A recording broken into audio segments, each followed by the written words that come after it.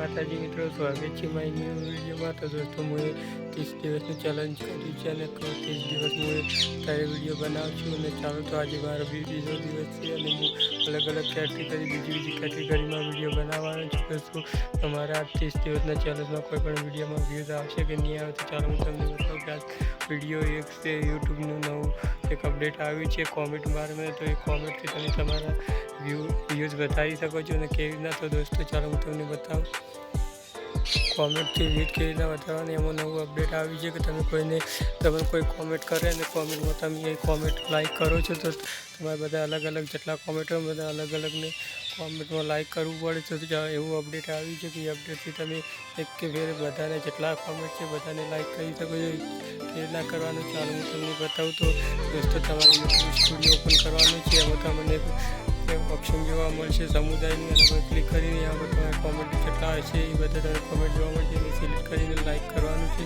like કરશે બધાને like મળી જશે એના તમે